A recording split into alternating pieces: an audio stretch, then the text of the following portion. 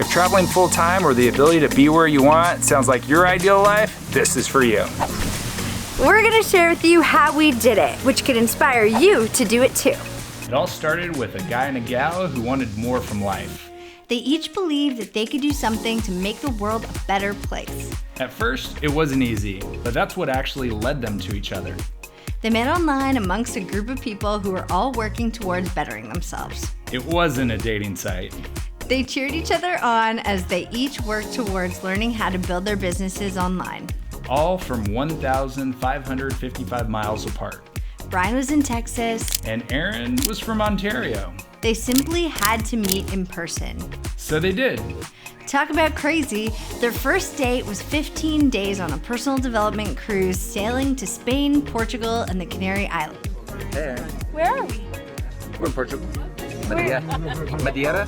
Madeira. Sí. It's so beautiful here. Check this out. We're on the tallest cliff right now. Tallest cliff. Sea cliff. Ideas started flowing and things began to move fast as they realized they were on the same page. Locking arms, they decided to be adventure partners.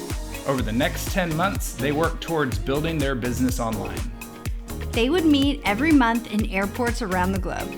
They were hooked on each other and on the idea of helping others to do what they were doing, traveling and having the ability to run their business from any Wi-Fi connection. Originally, Be Adventure Partners was simply their love story that they shared online. But then people kept asking, how y'all traveling so much? To be honest, they had to give credit to the online business they were creating. The goal was to empower normal people to earn an independent living by discovering their self-worth and their individual abilities. Come to find out, anyone with a laptop and smartphone can do it. After 10 months of working their butts off, Brian put his firefighting boots on the shelf for the last time. And Erin set down her hairstyling shears. Fast forward 2 years, 19 countries later, 41 Airbnbs and a handful of hotels. we like to go slow and take our adventures off the beaten path. We had encounters with so many beautiful animals. We had monkeys visit us every day while we were in Nicaragua, Toucans in our tree, got lucky enough to see a sloth cross the road. swam with sea lions in Galapagos. Once we had a crab in our bed in Costa Rica. We captured a scorpion, and I had Brian relocate him outside in Util, Honduras. Rode camels in the sand dune of the Canary Islands. Had parrots visit us daily in Colombia. Watched the circle of life happen as a blue heron stalked a marine iguana in the Galapagos. Met more beautiful birds than we can count. Swam with white-tipped reef sharks. Hung out with giant tortoises in their natural habitat. Have seen some beautiful lizards and iguanas. Hung out with a gentle dog on top of a mountain in Ecuador. We've taken some of the craziest modes of transportation. Like the time we took a tuk-tuk in Nicaragua. Or that time we took a helicopter ride through the Grand Canyon. Or when we took a road trip through Ecuador in a 4x4 Jeep Wrangler. Remember that scary ferry ride in Util, Honduras? So, we just had an hour ride of like high tides, and see how big were the swells, you think? Probably like 10 to 12 feet, the seas. That was the scariest shit of my life. Yeah, and the impromptu airplane ride over the Amazon We took puddle jumpers from island to island. put a lot of miles on bicycles. Scored a scooter for half off in Bonaire. Ripped through the jungle on an ATV. Rode around 2 volcanoes on a dirt bike in Ometepe Island, Nicaragua. Mostly, we walked a lot because there's no better way to explore than with 2 feet and heartbeat. And if just the modes of transportation was not enough adventure, we went on even more adventures once we arrived at each destination. Erin learned how to peel carrots with a machete. And Brian experimented with ways to open coconuts in the wild.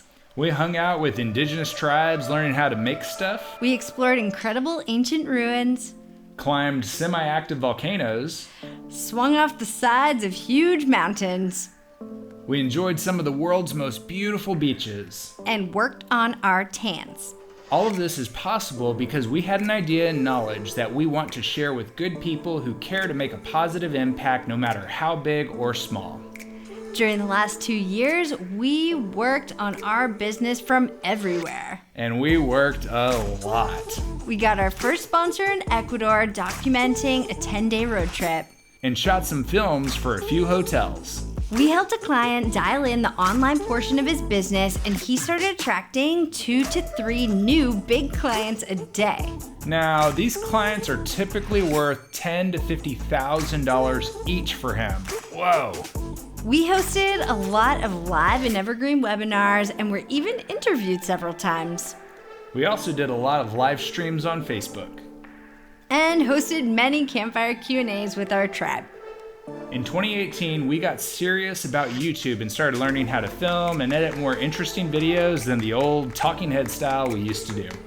Along this journey, we recorded 9+ eCourses showing how to do all this stuff that our tribe members get access to. After over 2 years of traveling full-time together, our hearts evolved. Not only did we want to help people earn an independent living by creating businesses online, but we've been inspired to help people make a positive impact in the world. It all started with an idea. What's your idea? So be sure to subscribe right now to come along for the ride and make a difference in people's lives. You can hit that notification bell too if you want to be notified, and share it with the ones you love. Who knows, it could inspire you to make an impact as well. Test. Check, mic check. There it goes. Check, Sometimes you just need some electrolytes from a coconut. I'm glad I carried this coconut meter around. Everyday adrenaline. Every day. Every day I'm pushing her to her limits. Every day. So, we've been paddling for days and haven't seen a single human. We're in the middle of Guatemala right now on the real future. Alright, we just saw a first human coming up on a speedboat. Maybe they'll bring us some food and water. Hopefully, we're famished. We can't even catch a fish because we're out of fishing hooks. Yep. We're in the Amazon. Do it again. Hold on.